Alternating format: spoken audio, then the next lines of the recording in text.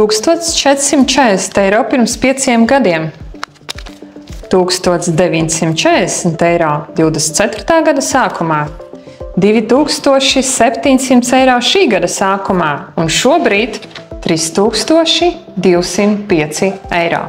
Jā, tieši tik ļoti ir pieaugusi unces cena, tīrā zelta cena pēdējo 5 gadu laikā.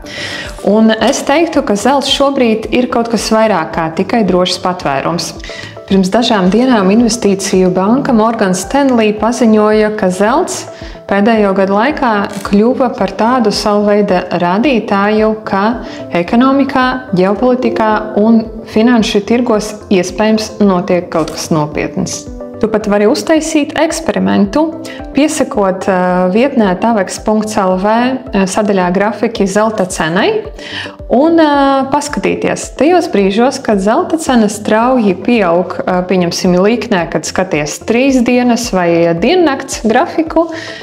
Visbiežāk pie tādām līknēm var ieguglēt ziņās, kas nopietns ir noticis. Visticamāk, tur vai nu būs publicētas kaut kādas nejaukas atskaites vai no Eiropas Savienībā, vai no Amerikā par nodarbinātību vai kaut kādiem citiem ekonomikas rādītājiem, vai no arī ģeopolitikā būs kaut kādi kārtējie pavērsieni, ko pasaule nav gaidījusi. Šis strādā vienmēr, mēģini.